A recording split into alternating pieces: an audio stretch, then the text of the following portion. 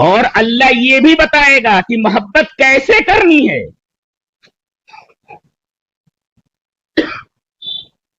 بات واضح ہو گئی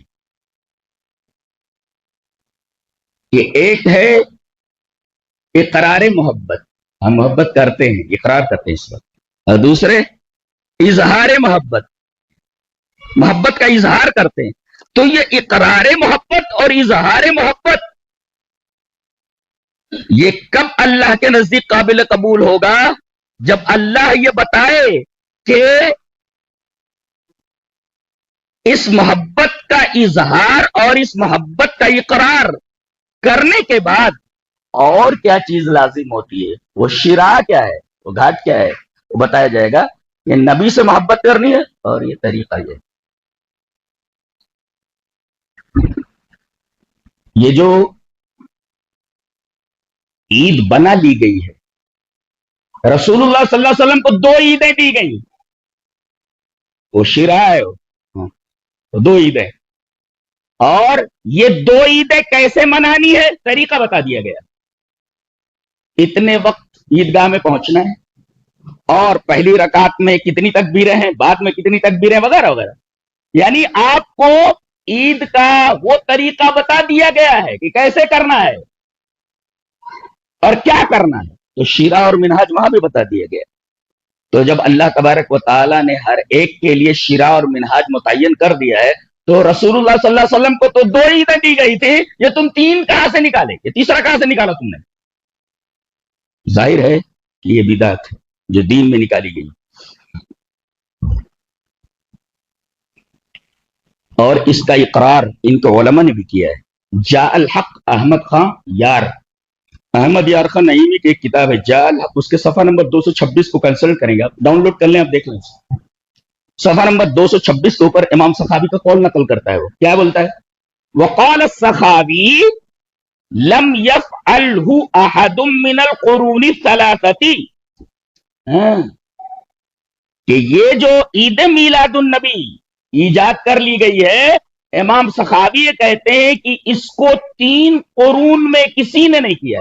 لم يفعله احد من القرون الثلاثه، اور انہی 3 قرون کے خیر ہونے کی گواہی اللہ کے رسول صلی اللہ علیہ وسلم نے دی ہے. خیر الناس قرنی ثم الذین یلونہم ثم الذین یلونہم، صحابہ کا دور، اس کے بعد تابعین کا دور، پھر تبع تابعین کا دور. یہ 3 قرون یہ قرون مفضلہ ہیں. اللہ کے رسول صلی اللہ علیہ وسلم نے ان 3 قرون کے خیر ہونے کی گواہی دی ہے. اگر ان 3 قرون کے اندر کوئی چیز نہ پائی جائے اور بعد میں دین کے نام پر کوئی قوم، کوئی شخص کسی چیز کو ایجاد کرتا ہے، تو ظاہر ہے کہ اللہ کے رسول صلی اللہ علیہ وسلم نے 3 قرون کو خیر کہا ہے، اور ان 3 قرون میں وہ چیز نہیں پائی جا رہی ہے تو یہ خیر نہیں ہے، اس لیے کہ خیر انہی 3 قرون کے اندر منحصر ہے. تو یہ تو تمہارے گھر کی گواہی ہے. تمہارا عالم کہتا ہے کہ اس کو 3 قرون میں کسی نے نہیں کیا ہے. اب جب 3 قرون میں کسی نے نہیں کیا ہے، تو اب جب تم کر رہے ہو اس میں خیر ہے. خیر تو نبی کریم صلی اللہ علیہ وسلم نے 3 قرون ہی کو کہا ہے. بعد میں جو چیز ایجاد ہوئی وہ خیر کیسے ہو سکتی ہے؟ لہذا تم نے جو ایجاد کیا ہوا عید میلاد النبی کے نام پر، یہ خیر نہیں ہے، یہ بالکل خیر نہیں ہے. اور کسی چیز کو ہم کیسے پہچانیں کہ یہ چیز بہتر ہے، یہ چیز اچھی ہے؟ نبی کریم صلی اللہ علیہ وسلم نے اس کی وضاحت فرما دی ہے کہ دیکھو یہ حدیث میں کیا ہے، اس کے بعد دیکھو کہ صحابہ نے اس پر عمل کس طریقے سے کیا ہے. جی دلیل یہ حدیث پاک. وعن عبد اللہ بن عمرو رضی اللہ تعالیٰ عنہ قال قال رسول اللہ صلی اللہ علیہ وسلم لَيَأْتِيَنَّ عَلَىٰ أُمَّةٍ مَّا أَتَىٰ عَلَىٰ بَنِي إِسْرَائِيلَ حَسْبَ النَّالِ بِالنَّالِ حَتَّىٰ إِن كَانَ مِنْهُم مَّنْ أَتَىٰ أُمَّهُ عَلَانِيَةً لَكَانَ فِي أُمَّتِي مَن يَصْنَعُ ذَٰلِكَ وَإِنَّ بَنِي إِسْرَائِيلَ تَفَرَّقَتْ عَلَىٰ 72 مِلَّةً وَتَفْتَرِقُ أُمَّتِي عَلَىٰ 73 مِلَّةً كُلُّهُمْ فِي النَّارِ إِلَّا مِلَّةً وَاحِدَةً قالوا من هي يا رسول الله قال ما انا عليه واصحابي رواه الترمذي في كتاب الايمان في باب افتراق هذه الامه. حضرت امام ترمذی رحمہ اللہ کتاب الایمان کے اندر یہ پوری روایت اسی طریقے سے لائے ہیں. اور اس روایت کے راوی حضرت عبداللہ ابن عمر رضی اللہ تعالیٰ عنہ فرماتے ہیں کہ نبی کریم صلی اللہ علیہ وسلم نے ارشاد فرمایا کہ میرے امت کے اوپر وہی کچھ آنے والا ہے جو بنی اسرائیل کے اوپر آ چکا ہے. बनी इसराइल 72 फिरकों में बट गए, तुम उनके कांधे पर लात रख करके 73वां फिरका बना लोगे, 73 फिरकों में बढ़ जाओगे, सारे के सारे फिरके जहन्नमी होंगे सिवाय एक के। पूछा गया अल्लाह के रसूल फिरका कौन सा है? आपने फरमाया जिस पर मैं हूं। एक कहना काफी था, लेकिन बताया कि मैं जिस पर हूं, सहाबा उस पर अमल करके बताएंगे। तो गोया कि मैं जिस पर हूं वह शिरा, और सहाबा वो करके बताएंगे यह मिनहाज। गोया के मा अना अलैहि यह शिरा, और वह असहाबी है मिनहाज। सहाबा ने जो काम किया है आगे बढ़ो, ताबईन ने जो काम किया है उसके आगे बढ़ो, तबे ताबईन ने जो काम किया है वो नबी करीम सल्लल्लाहु अलैहि वसल्लम के इस शिरा का मिनहाज है। ये तरीका है कैसे कैसे किया जाए। तो हमने पता लगाया कि जिस पर रसूल है और जिस पर सहाबा है, हमने तो किसी सहाबी को ये ईद, इस ईद का कोई तस्वुर ही नहीं था। उन्हें तो 2 ईदें मिली थी, ईद और बकरीद, तीसरी ईद की थी। तुमने कहां से निकाला? तुमने कहां से निकाला? अल्लाह अकबर। इमाम इब्न तैमिय्या रहमहुल्लाह ने अपनी मशहूर किताब इक़्तिदाउ सिरातिल मुस्तकीम में लिखा है, इम्मा मुज़ाहातन लिन्नसारा फी मीलाद ईसा अलैहिस्सलाम, ये नसरानियों और ईसाइयों की मुशाबहत है कि वो हजरत ईसा अलैहिस्सलाम का मीलाद मनाते थे। हाँ, तो गोया के ये मीलाद उन्होंने मनाया है। हजरत ईसा अलैहिस्सलाम की तारीख पैदाइश पर, यौम पैदाइश पर उन्होंने खुशियां मनाई हैं। तो मीलाद ईसा मनाया ईसाइयों ने। तो अगर कोई अपने नबी की मीलाद मनाता है और उसे दीन समझता है, तो ये नसारा की मुशाबहत है, दीन में मुशाबहत है। और जाहिर है हजरत अब्दुल्लाह इब्न उमर से मरवी जो रिवायत है वो पढ़ लेते हैं। हदीस किस तरह, वान इब्न उमर रज़ी अल्लाह तआला अन्हु क़ाल क़ाल रसूलुल्लाह सल्लल्लाहु अलैहि वसल्लम मन तशब्बह बिक़ौमिन फहुव मिनहुम, रवाहु अबू दाऊद फी किताबिल लिबास। हजरत इमाम अबी दाऊद रहमहुल्लाह इस हदीस को ऐसे किताबुल लिबास के अंदर लाए, रावी हजरत अब्दुल्लाह इब्न उमर है। हजरत अब्दुल्लाह इब्न उमर फरमा, अहले हदीसों की खुसूसियत जानते हैं? हाँ, जो बात कही गई उस पर दलील पेश की जाए, और दलील फला साहब की, फला साहब की, फला मुल्ला की, फला मौलवी की, ये नहीं चलेगी। दलील या तो किताबुल्लाह हो, या दलील अल्लाह के रसूल सल्लल्लाहु अलैहि वसल्लम की हदीस हो, या फिर उस शिरा के मिनहाज सहाबा हो, ताबईन हो, तबा ताबईन हो, और किसी की यहां चलती नहीं है। तो गोया अगर ये इब्न तैमिया के कौल के मुताबिक ये नसारा की मुशाबहत है कि उन्होंने अपने नबी की मीलाद मनाई, ईसा की, अगर कोई अपने नबी की मीलाद मनाने लगे तो ये ईसाइयों से मुशाबहत है। और नबी करीम सल्लल्लाहु अलैहि वसल्लम ने फरमाया मन तशब्बह बिक़ौमिन फहुव मिनहुम, जो किसी शख्स की मुशाबहत इख्तियार करे, किसी कौम की मुशाबहत इख्तियार करे, वो उन्हीं में से होगा। लिहाजा तुम्हारा शुमार क्या है? तुम किस कैटेगरी में आते हो? तुम किस जुमरे में शामिल होते हो? तुम्हारा शुमार किस जमात के अंदर है? वो इस हदीस के आईने में देख लो, मन तशब्बह बिक़ौमिन फहुव मिनहुम। हैरत की बात यह है कि ये मामला दूसरी सूरत इख्तियार कर गया है। ये अब उनके उलमा के हाथ से भी निकल चुका है। अगर उनके उलमा भी इन नौजवानों को रोकें कि ये गलत है, ये कैसे तुम बजा रहे हो, गा रहे हो, भांगड़े डाल रहे हो, ये सब सही नहीं है, तो यही नौजवान कह देंगे तुम गुस्ताख रसूल हो। अब तुमने तो बिदअत ईजाद की थी, अब खड़े होकर के तमाशा देखो। जो तुमने बीज बोया था, पेड़ बन करके तनावर हो चुका है, वो तनावर दरख्त बन चुका है। अब तुम उस दरख्त को काट नहीं सकते, इसलिए कि इस दरख्त को बचाने के लिए ये दूसरे लोग तैयार हो गए जिनको शरीयत से कोई लेना देना नहीं, न उनका अकीदा सही है न उनका अमल सही। तकरीबन 95% नौजवानों को देखें, न वो अकीदा जानते न अमल जानते। ये कौन लोग हैं जिन लोगों ने इन नौजवानों को गलत रूटों पर डाल दिया है? इन्होंने रसूल के मोहब्बत का तरीका ही बदल करके रख दिया है। रसूल की मोहब्बत का तरीका जो कुरान और हदीस ने बताया वो तो कहीं मालूम ही नहीं है उनको, उनकी जिंदगी में है ही नहीं। ये कौन सी मोहब्बत का तरीका तुमने बता दिया इनको?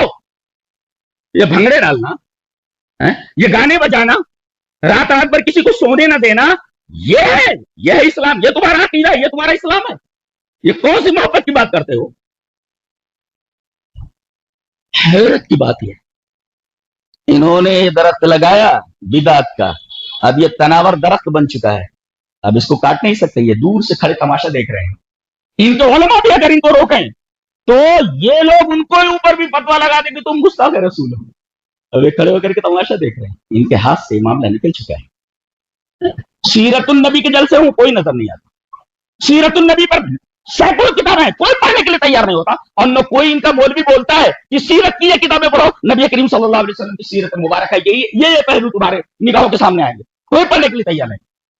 سیرت النبی کو کوئی پروگرام ہو، نوجوان وہاں نظر نہیں آئیں گے، یہاں تو بچوں تک کو وہ ڈنڈا دے کر کے جھنڈا دے کر کے لگا دیا جاتا ہے، چلو چلتے، بچوں تک کو لگا دیا گیا، بتا دیا گیا کہ محبت کا یہ طریقہ ہے، بتائیے یہ طریقہ ہے۔ سیرت النبی کے جلسوں میں تم نہیں ملتے ہو، سیرت النبی کی کتابوں کا مطالعہ تم سے نہیں ہوتا، اور یہ جو تم طریقہ اختیار کیے ہوئے یہ دین نہیں، یہ شریعت انٹرٹینمنٹ ہے، انٹرٹینمنٹ۔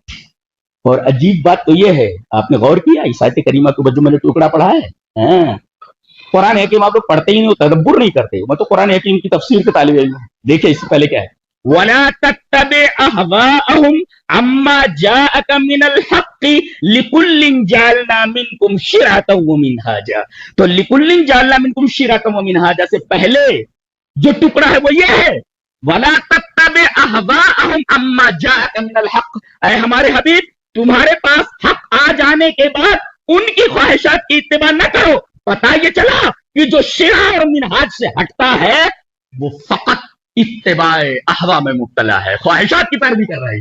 اس کا مطلب یہ ہے کہ شرع اور منہاج سے جو ہٹا وہ خواہشات کی اتباع میں پڑ گیا، جو کچھ کرے گا وہ خواہشات کی اتباع ہوگی۔ یہ ہے اس ٹکڑے کا رب پہلے ٹکڑے سے، وَلَا تَتَّبِعْ أَهْوَاءَهُمْ عَمَّا جَاءَكَ مِنَ الْحَقِّ لِكُلٍّ جَعَلْنَا مِنْكُمْ شِرْعَةً وَمِنْهَاجًا، شرع اور منہاج سے جو ہٹا، ما تفعل اور کیف تفعل سے جو ہٹا، وہ جو سمجھ میں آئے کرے وہ بتایا گیا ہو۔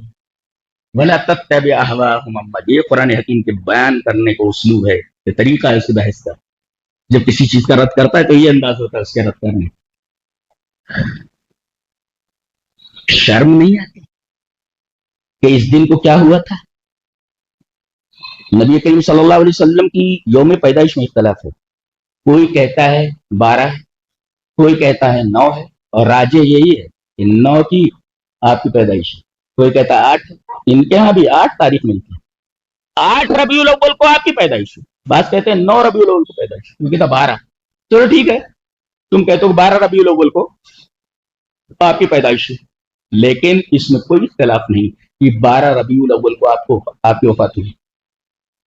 سوال یہ ہے کہ مان لیتے ہیں کہ 12 ربیع الاول کو آپ کا انتقال ہوا اور 12 ربیع الاول آپ کا یوم پیدائش ہے، سوال یہ کہ اس دن کو کیا منا رہے ہو تم، یوم وفات منا رہے ہو یا یوم پیدائش؟ سوال کا جواب دو، سوال کا جواب دو، کیا منا رہے ہو تم؟ یہ تو متعین ہے کہ یہ دن نبی کریم صلی اللہ علیہ وسلم کی وفات کا دن ہے، اختلاف اس میں ہے کہ پیدائش کس تاریخ کو ہوئی، 9 کو، 8 کو، 12 کو، اختلاف ہے، لیکن یوم وفات کے اوپر کوئی اختلاف نہیں ہے، یعنی آپ کا انتقال، آپ کی وفات 12 ربیع الاول ہی کو ہوئی ہے۔ چلو مان لیتے ہیں کہ آپ کی پیدائش 8 کو نہیں ہوئی، 9 کو نہیں ہوئی، بلکہ 12 ہی کو ہوئی۔ سوال یہ ہے کہ اس دن یہ جو تم کچھ کر رہے ہو، یہ کرنا تم کو زیب دیتا ہے؟ ایک مسلمان کو زیب دیتا ہے؟ ایک مسلمان کو یہ زیب دیتا ہے؟ فاطمہ سے پوچھو گے؟ چلیے فاطمہ سے پوچھتے ہیں، سیدہ سے، حدیث کس طرح؟ وعن انس رضی اللہ تعالی عنہ قال لما تقل النبی صلی اللہ علیہ وسلم جعل يتغشى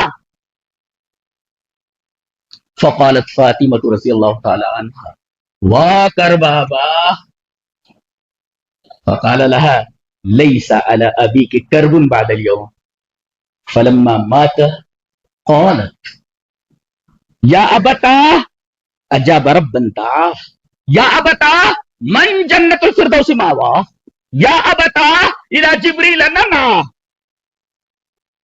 فلما دفن قالت يا أنس أطابت أنفسكم ان تحسو علی رسول اللہ صلی اللہ علیہ وسلم تراب رواہ البخاری کی کتاب المغازی.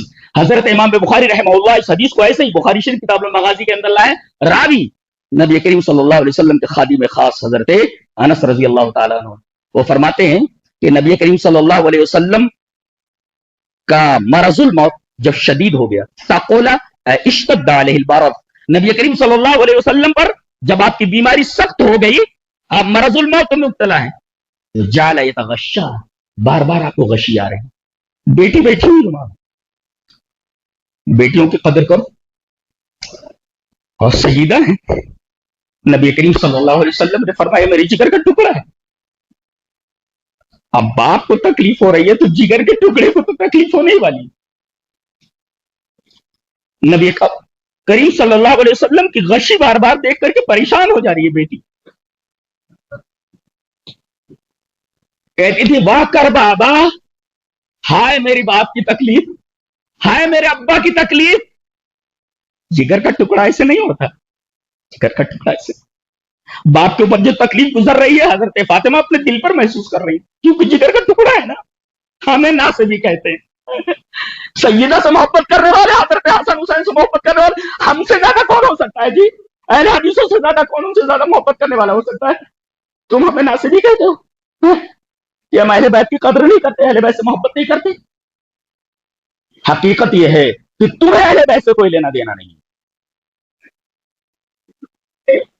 چلا رہی واہ کر بابا, جیسے جیسے غشی آ رہی ہے آپ کو, آپ بے ہوش ہو جا رہے ہیں اور آپ ہوش میں آ جا رہے ہیں. بے ہوشی دیکھ کر کے بیٹی ہٹ نہیں رہی وہاں سے, کیونکہ جگر کا ٹکڑا ہے.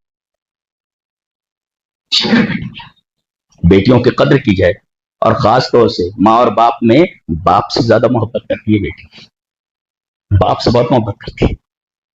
اچھا کہ کیا اللہ تبارک تعالیٰ نے بیٹیوں کی دلوں میں ڈال دیا ہے, باپ سے بہت محبت کرتی ہیں.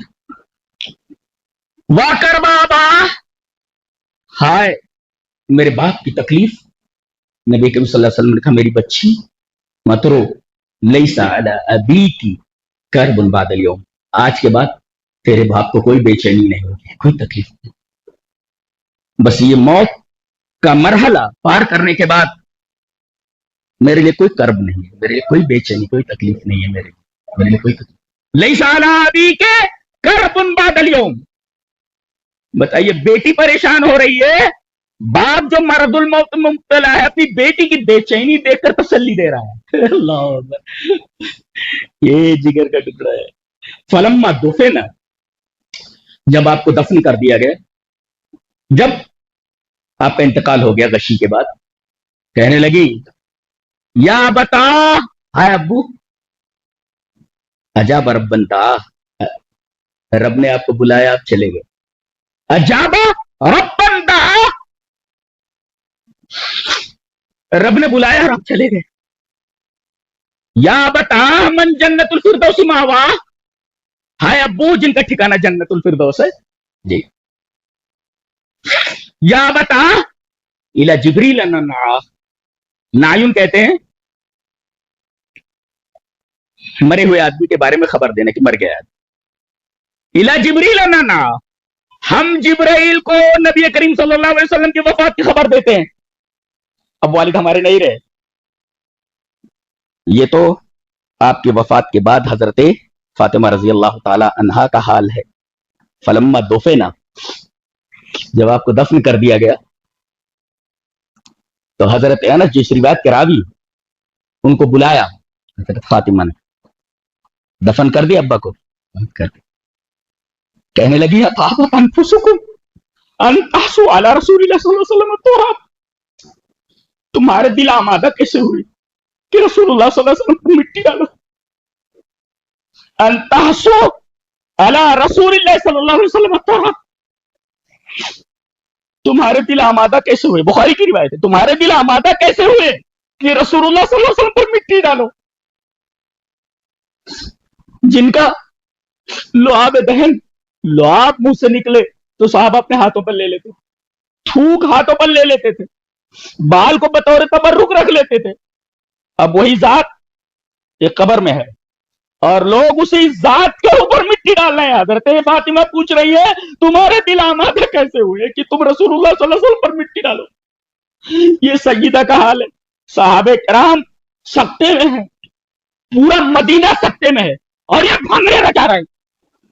کچھ سمجھائے کون کہ تم جس راستے پر چل رہے ہو وہ نبی کی محبت کا راستہ نہیں ہے, وہ شیطان کا راستہ ہے, شیطان سے محبت کا راستہ ہے, یہ نبی سے محبت کا راستہ نہیں ہے. فاطمہ تڑپے اور تم بھنگڑے ڈالو, تم بھنگڑے ڈالو, تمہیں شرم نہیں آتی؟ تم مسلمان ہو, مسلمان کے گھر میں پیدا ہو گئے مسلمان. ضرورت ہے کہ جمعیت ہے, مساجد نوجوانوں کو مسجد میں لائیں, ان کے اوپر محنت کریں, انہیں بتائیں کہ عقیدہ کیا ہوتا ہے, اعمال کیا ہوتے ہیں, ان کو پہلے سمجھایا جائے. یہ سب عقیدہ اور اعمال سے پرے ہیں, یہ اسی وجہ سے غلط روٹ کے اوپر چلیں. اور کون ہے جو ان کو اس راستے کے اوپر لگا رہا ہے؟ اس آدمی کی تعریف کرنے والا کوئی نہیں ہے کہ یہ تم کیا کر رہے ہو. رسول کی محبت کے نام پر تم نے کیسے کیسے کھڑاگ رچا رکھے ہیں, اور نوجوانوں کو کس غلط روٹ کے اوپر تم نے ڈال رکھا ہے. تمہیں کیا کرنا ہے اس دن؟ فاطمہ سے پوچھو, فاطمہ سے پوچھو. چلیے آپ کی ماں سے پوچھ لیتے ہیں. کون ماں؟ آمینہ نہیں. حضرت آمینہ تو مدینہ سے واپسی کے وقت مقام یابوہ میں انتقال کر گئی. پرورش کس نے کی؟ ام ایمن آپ کی ماں کے برابر. حضرت ام بہت پیار کرتی تھی, نبی کریم صلی اللہ علیہ وسلم سے بہت محبت کرتی. اچھا چلیے وہ حدیث پہلے پڑھ لیتے ہیں. عجیب بات ہے کہ یہ روایت بھی حضرت انس سے, روایت اس طرح. وعن انس رضی اللہ تعالی عنہ قال قال ابو بکر رضی اللہ تعالی عنہ بعد وفات رسول اللہ صلی اللہ علیہ وسلم لعمر انطلق بنا الى ام ایمن نزورها كما كان رسول الله صلى الله عليه وسلم يزورها فلما انتهينا اليها بكت فقال لهما ما يبكيك ما عند الله خير لرسوله فقالت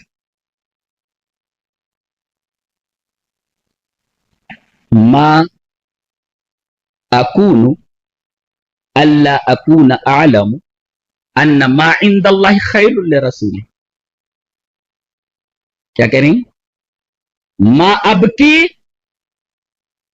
ألا أكون أعلم ما عند الله خير لرسوله ولكن أبكي أن الوحي قد انقطع من السماء فهيجتهما على البكاء فجعلا يبكيان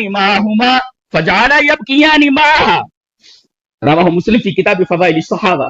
حضرت امام مسلم رحمہ اللہ مسلم شریف کتاب فضائل الصحابہ کے اندر یہ روایت اسی طرح لائے ہیں. میں نے لفظاً وہ روایت پیش کر دی ہے. حضرت انس فرماتے ہیں کہ نبی کریم صلی اللہ علیہ وسلم کی وفات ہو گئی ہے.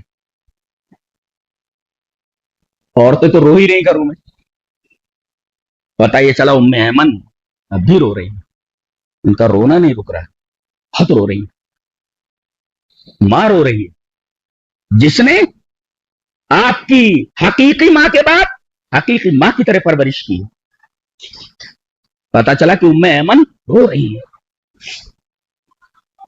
ان کا رونا نہیں رک رہا ہے, رو رہی ہے. تو حضرت ابو بکر نے حضرت عمر سے کہا, قال ابو بکر رضی اللہ تعالی عنہ بعد وفات رسول اللہ صلی اللہ علیہ وسلم لعمر, حضرت عمر سے کہا انطلق بنا الی ام ایمن, چلو حضرت ام ایمن کے پاس چلتے ہیں. نزورها, اور اب مل لیتے ہیں. کما کان رسول اللہ صلی اللہ علیہ وسلم یزورها, جیسے رسول اللہ صلی اللہ علیہ وسلم برابر ان سے ملاقات کرتے رہتے. چلو مل لیتے ہیں. سنا ہے رو رہی ہیں بہت زیادہ. پہنچے. فلما انتهينا الیها, کہتے ہیں جب حضرت ام ایمن کے پاس پہنچے تو بکت, دیکھا کہ رو رہی ہیں. ان دونوں نے کہا, حضرت صدیق نے حضرت فاروق نے, ما یبکی, کیوں رو رہی ہیں آپ, کیوں رو رہی ہیں آپ؟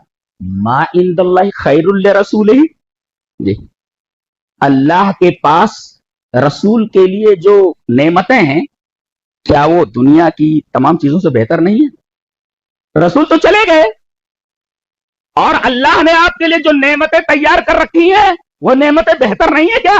تو آپ یہاں سے چلے گئے بہتر جگہ پر, تو رو کیوں رہی ہیں؟ کوئی بہتر جگہ پر پہنچ جائے تو خوش ہوا جاتا ہے, رویا نہیں جاتا. رویا نہیں جاتا. آپ رو رہی ہیں. کہنے لگی میں اس پر نہیں رو رہی ہوں کہ نبی کریم صلی اللہ علیہ وسلم اس دنیا سے چلے گئے, اور میں یہ بھی جانتی ہوں کہ اللہ کے پاس جو کچھ ہے ہمارے نبی کے لیے وہ یہاں سے کہیں بہتر ہے. میں اس پر رو رہی ہوں. کہہ رہی دیکھو دیکھو یہ ایک عورت تھی, دیکھو اللہ اکبر, آج بڑی بڑی مفتیاں جنہوں نے باقاعدہ اسلامک اسکول سے فضیلت کی ڈگری لی ہوئی ہے, بتائیے یہ عورت کس مدرسے سے فارغ ہوئی ہے, کتنی بڑی بات کہہ رہی ہے. اللہ اکبر, میں تو حیران رہ گیا.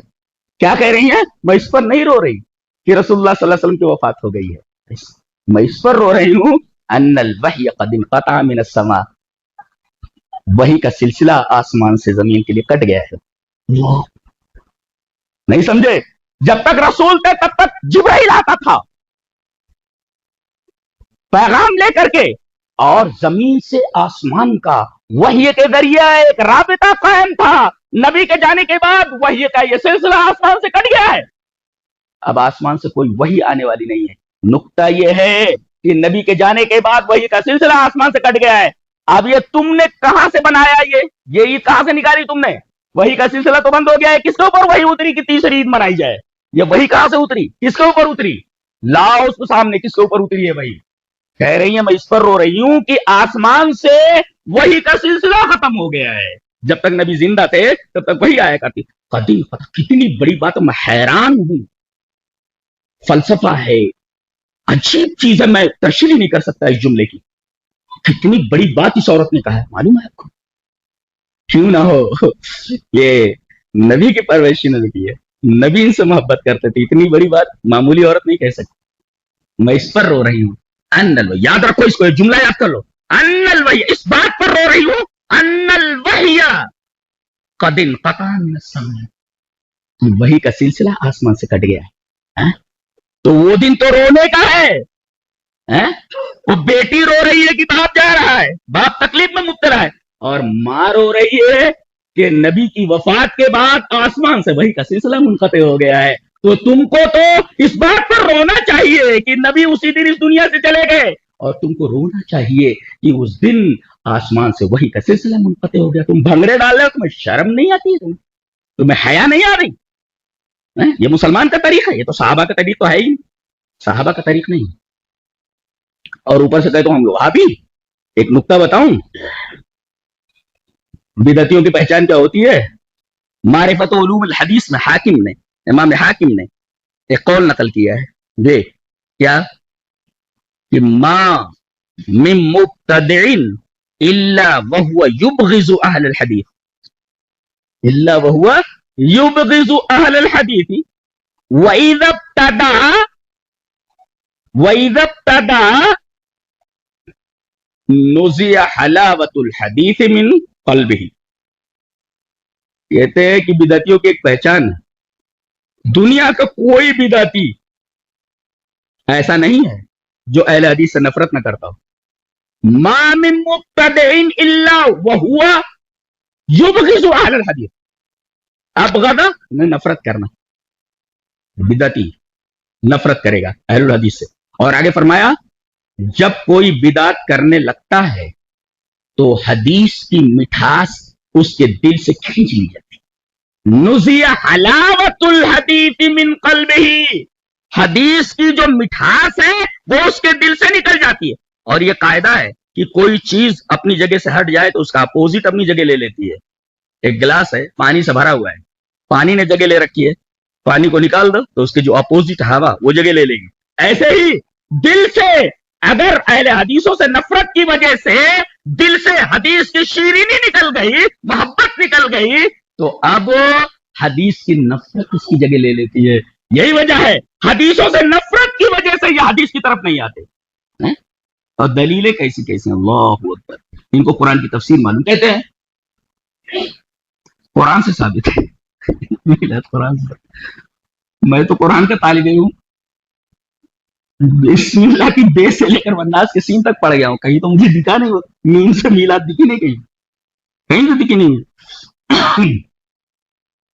اسے پوچھا گیا آپ عید میلاد النبی کدھر ہے؟ عید میلاد النبی کا ثبوت دیجیے, عید میلاد النبی کہاں ہے؟ بولے سنیوں کی قسمت میں. یہ دلیل ہے, یہ دلیل ہے. سوال اداسنا جواب ریشم. سوال کیا ہے اور جواب کیا ہے؟ کہتے ایک آیت میں. کون سی آیت ہے؟ ہم بھی تو دیکھیں کون سی آیت ہے. قل بفضل اللہ وبرحمتہ فبذلک فلیفرحوا. یہ اللہ کا فضل اور اس کی رحمت ہے تو چاہیے کہ اس رحمت کے اوپر وہ خوش ہوں. ارے بھیا تمام تفاسیر میں یہ لکھا ہوا ہے کہ رحمت تقریباً 12 معنوں میں ہے. پورے قرآن میں رحمت کے کتنے معنی ہیں؟ انشاءاللہ پرسوں الرحمن الرحیم کے اوپر میری تفسیر ہے ہماری اسٹوڈیو سے. الحمدللہ پوری دنیا کے لوگ سن رہے ہیں, جڑے ہوئے ہیں, لاکھوں لوگ جڑے ہوئے ہیں الحمدللہ. تو ہم بتائیں گے اس میں کہ رحمت کے کتنے معنی ہیں. رحمت کا ایک معنی قرآن ہے. جی وہ قرآن یہاں مراد ہے. قل بفضل اللہ وبرحمتہ, اللہ کے فضل اور اس کی رحمت یعنی قرآن حکیم. اس قرآن کو ملنے کے بعد آدمی اس قرآن کے اوپر جتنا خوش ہونا چاہے خوش ہو لے. یہاں قرآن مراد ہے رحمت سے. اسی وجہ سے کہا گیا الرحمن علم القرآن, رحمان نے قرآن سکھایا. یہ دیکھو گویا کہ تعلیم قرآن در حقیقت اللہ تبارک و تعالیٰ کے صفت رحمان کے رحمانیت کا ثمر ہے, اس کا نتیجہ ہے.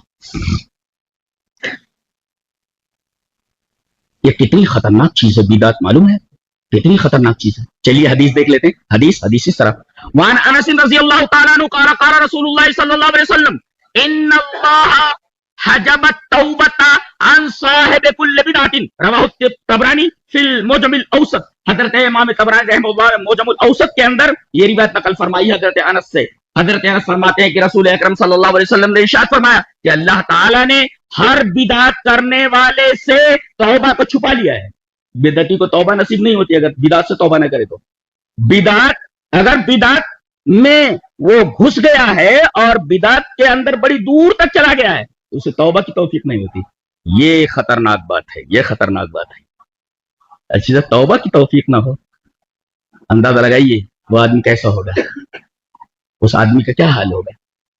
اور یہ اتنی خطرناک بات ہے, ایسی مسجد میں نماز نہیں پڑھتے تھے صحابہ.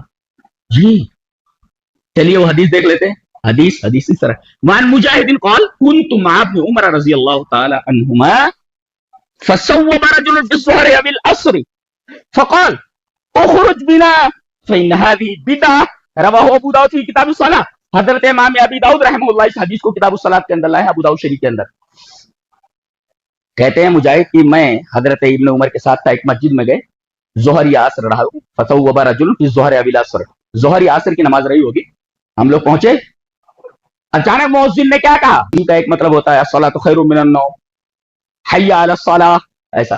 یا اس طریقے سے کہا جائے کہ بھئی نماز کے لیے آ جاؤ, جیسا ہم لوگ بولتے ہیں حی علی الصلاۃ بولو. یا کہا قد قامت الصلاۃ, نماز کھڑی ہو گئی ہے چلو آ جاؤ. کہا کہ اذان اور اقامت کے درمیان یہ تم کہاں سے لائے قد قامت الصلاۃ, یہ تصریف کہاں سے لائے, یہ تصریف کہاں سے. جبکہ اس بندے نے کیا کہا تھا, ایک سیدھی بات کہی تھی, ارے بھائی جماعت کا وقت ہو گیا ہے. قد قامت الصلاۃ اتنا کہا تھا اس نے. اذان کے بعد اقامت سے پہلے لوگوں کو متوجہ کرنے کے لیے اس نے اتنا کہا, کیا قد قامت الصلاۃ, ارے نماز کا ٹائم ہو گیا, جماعت کا ٹائم ہو گیا, نماز کھڑی ہونے. حضرت عبداللہ بن عمر نے کہا یہ کیا بول رہا ہے, یہ کیسے بولا, یہ قد قامت الصلاۃ نبی سے ثابت نہیں ہے. یہ اخرج بنا, چلو یہاں سے ہمیں نکالو. بھائی کی بدعت, یہ بہت بڑی بدعت. اللہ اتنی بات. وہ نماز اب یہاں رات بھر پڑھتے رہتے, تو مسجد میں کیا ہے پتا نہیں کیا کیا پڑھتے رہتے ہوں. اے لوگو, ارے بھائی شاہی دربار سے اعلان ہو چکا, تم آؤ یا نہ آؤ, اللہ محتاج ہے مسجد میں تمہارے آنے کا, بار بار تم اس کو پکار رہے ہو. یہ مسجد کی توہین نہیں ہے, اللہ کی توہین. ایک بار آواز لگا دی گئی, تم آؤ یا باہر میں جاؤ, آنا ہو تو آؤ. اعلان کر دیا گیا, اللہ محتاج نہیں ہے تمہارا کہ تم اس کے گھر میں آؤ. اے لوگو, جماعت میں 5 منٹ باقی ہے, جماعت میں 10 منٹ باقی, کیا ہے یہ مذاق. وہاں قد قامت الصلاۃ کے اوپر ایکشن لیا گیا اور کہا اس مسجد میں نماز نہیں پڑھوں گا. کیوں؟ اس نے کہہ دیا کہ قد قامت الصلاۃ. کیسے کہا اس نے, کیسے کہا اس نے, یہ بدعت ہے. فإن هذه بدعة, بظاہر ایسا لگتا ہے جیسے اچھا کام ہو. اور بدعت کہتے کس کو ہیں, جو کام بظاہر اچھا لگے, شریعت لگے, لیکن وہ شریعت ہوتی نہیں ہے. اسی وجہ سے امام شاطبی اچھا ایک بات اور ہے, پہچان ہے, طریقہ ہے ایک بدعت کو پہچاننے کا, بتاتا ہوں. وقد حدثني ابن الماجشوني انه سمع مالكا يقول من احدث في هذه الامه شيئا لم يكن عليه سلفها فقد زعم ان رسول الله صلى الله عليه وسلم خان الرساله لان الله تعالى يقول اليوم اكملت لكم دينكم واتممت عليكم نعمتي ورضيت لكم الاسلام دينا فما لم يكن يومئذ دينا فلا يكون اليوم دينا. الاعتصام للشافعي. ابن ماجشون کہتے ہیں کہ میں نے امام دار الہجرہ پہلی حدیث کی کتاب لکھنے والے حضرت امام مالک رحمہ اللہ کو یہ کہتے ہوئے سنا کہ جس آدمی نے اس امت میں کوئی ایسی چیز ایجاد کی جس پر سلف نہیں تھے، لم یکن علیہ سلفھا، جس پر سلف نہیں تھے، صحابہ نہیں تھے، تابعین نہیں تھے، تبع تابعین نہیں تھے، سلف لم یکن علیہ سلفھا، اس پر اور ایسی چیز کر رہا ہے، فقد زعم ان رسول اللہ صلی اللہ علیہ وسلم خان الرسالہ، اس کا یہ گمان ہے کہ رسول اللہ صلی اللہ علیہ وسلم نے دین کو پہچانے میں خیانت کی ہے. کتنا بڑا الزام ہے. رسول اللہ صلی اللہ علیہ وسلم کے بارے میں یہ کہہ رہے ہو کہ رسول اللہ صلی اللہ علیہ وسلم نے وہ خیر تم تک پہنچایا نہیں. اگر یہ خیر ہوتا تو رسول اللہ صلی اللہ علیہ وسلم بھول گئے تھے کیا؟ تو تمہارا گمان یہ ہے کہ رسول اللہ صلی اللہ علیہ وسلم نے خیانت کی ہے پیغام رسالت پہنچانے میں. اور آخر میں کہتے ہیں جو اس وقت دین نہیں تھا صحابہ تابعین و تبع تابعین کے درمیان فلا یکون اليوم دینا، آج بھی وہ دین نہیں ہو سکتا.